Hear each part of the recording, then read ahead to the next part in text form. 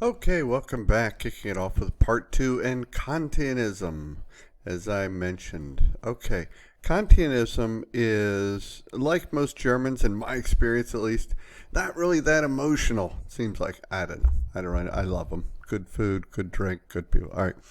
Kant believed that people's actions ought to be guided by moral laws, and that these moral laws are universal. And any supreme principle of morality must itself be based on reason. Reason. I'm trying to say it like he might.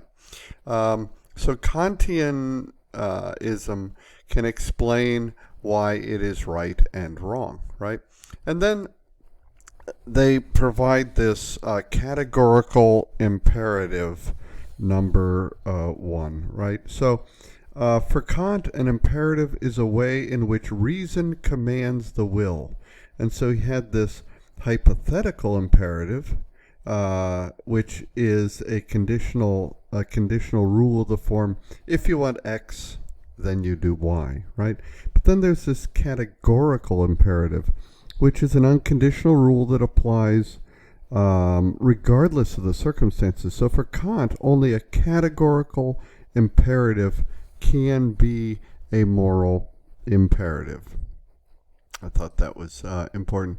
Okay, and then so when evaluating a proposed action, we might want to consider reverse roles. So if you're wondering whether or not it is morally acceptable under Kantianism to do something to someone else, you just morally reverse that role. If you cannot wish to be treated that way by another, you have evidence then that the action violates the categorical imperative, right? But that just wasn't enough, right? Then we have categorical imperative number two, which says that you treat both yourself and other people as ends. By ends, he would define that as rational beings, as ends, never as the means to the end, right? Never as the means to the end. So the ends are rational beings, right? Okay, so what's wrong? So Kant, it says it's wrong to use another person solely as that means to the end, just to emphasize that, right?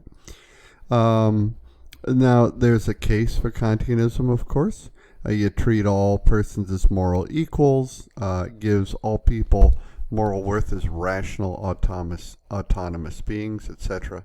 There are imperfect and imperfect duties. The perfect duty is duty obliged to fulfill without exception, right? Like to tell the truth. And then there's an imperfect duty where you're obliged to fulfill in general, but not in every circumstance, right? And so there's also a case against Kantianism as recorded in the literature. But it's a workable ethical theory regardless of the case against it. Then we have act utilitarianism, which is a principle of utility, right? In summary, are the benefits greater than the harms, right? If an action is good, then its benefits exceed the harms. Utilitarianism is based upon the principle of unity, called the greatest happiness principle. If it's happiness, there's an advantage, it's a benefit, it's good. If it's unhappy, it's a disadvantage. And that's how they would break them out. So an action increases or decreases your happiness, right? If it's a benefit to you, then it's a happiness. If it's a disadvantage, then it's an unhappiness. So this principle of utility in a picture, right? The moral action is the one that produces the maximum increases in happiness. We call utilitarianism a consequentialist theory because of the focus is on the consequences of the action. Are you happy or are you not, right? So act utilitarianism is an ethical theory that an action is good if its net effect, this overall effect on us as beings, is to produce more happiness. An important decision in act utilitarian makes, which must make that we must make is which beings are considered morally significant, right? We have to make that distinction. As the number of morally significant beings increase, the difficulty of evaluating the consequences of our actions also increase. So it's problematic that way. Again, there's a sum. If the sum is greater than 0, the action is good. If the sum is less than 0, the action is bad. It kind of becomes a mathematical equation. And so again, it focuses on happiness. It's practical. You start by identifying the set of alternatives. It can be positive and negative. So what about the book mentions, and it's kind of funny, your mother's awful haircut. Do you mention to her that haircut? Utilitarianism allows you to take into account the emotional distress of telling her the truth, right? Overall, it is sometimes not clear where to draw the line in ACT utilitarianism. So how far into the future do we consider the consequences, for example? Is it not practical to put so much energy into every moral decision that it becomes a mathematical equation that uses this utilitarian calculus? It's going to require a great deal of time. Do we apply rules of thumb, right? Is it wrong to lie, etc.? So it's a good theory. It's workable. It has issues too. A version of that is rule utilitarianism. So the weakness of ACT utilitarianism has led some philosophers to this theory, right? We still have the principle of utility, right? That we referred to a moment ago as utilitarianism, right? So with rule utilitarianism, we adopt the moral rules that, if followed by everyone, leads to the greatest happiness, right? The increase in happiness. It's all affected parties. So both rule utilitarianism and Kantism are focused on the rules. A rule utilitarian chooses a moral rule with the greatest net happiness, where Kantianism follows the moral rules according to the categorical imperative that we discussed, that all human beings are to be treated as ends, rational beings in themselves. Of course, there are cases for it.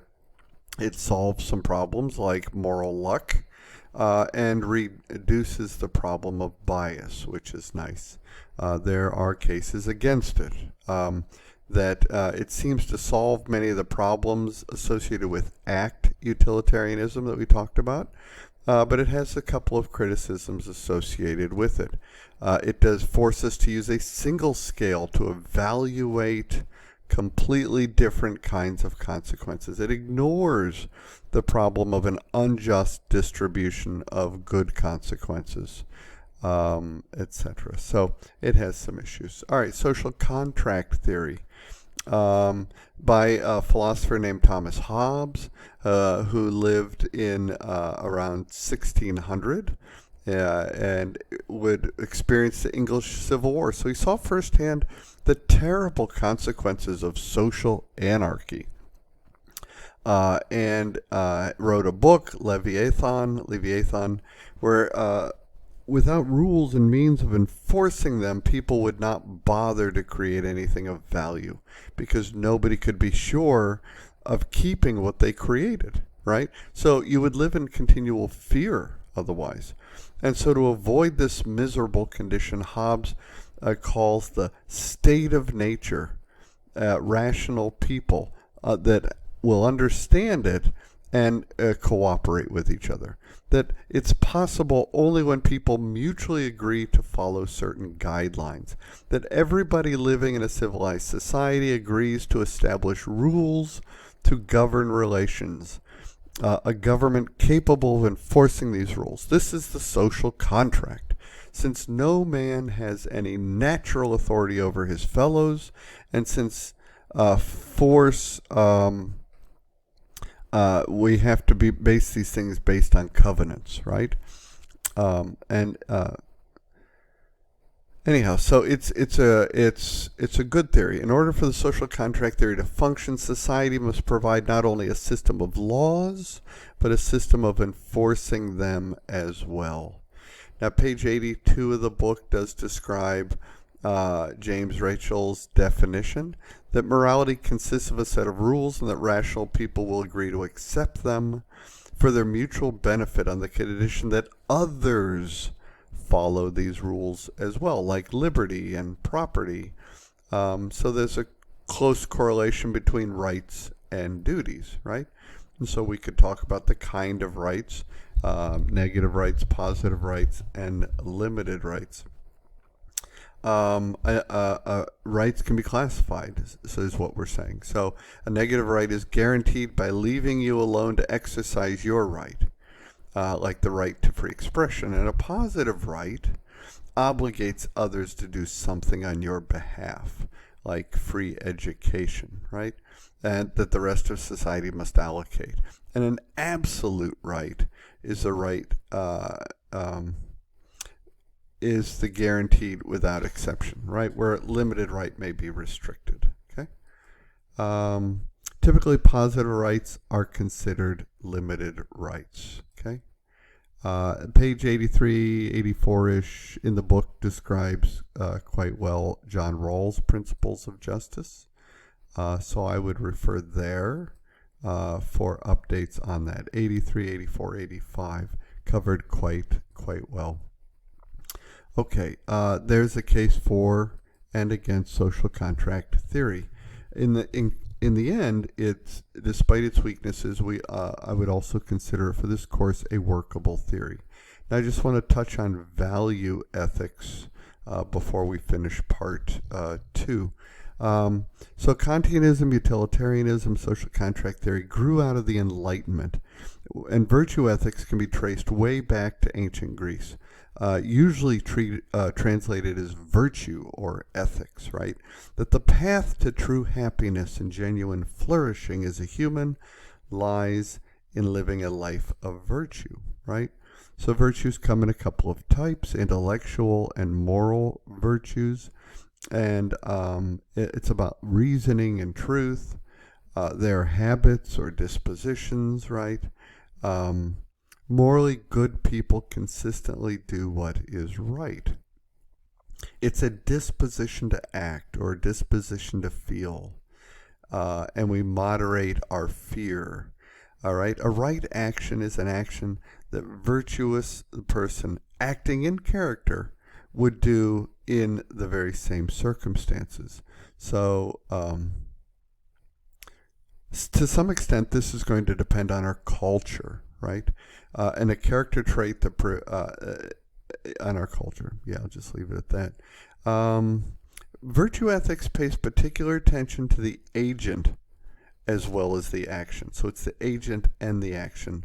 So virtue ethics, moral decision making, it can't be reduced to a routine set of rules.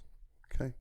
Here's just a quick summary of virtue ethics, some of which I just shared. Vices are the opposite of virtues, right? A vice is a character trait that prevents a human being from flourishing or being truly happy. And of course, there's the case for virtue ethics, that emotions play an important role in living a moral life. But it recognizes moral decision-making skills develop over time.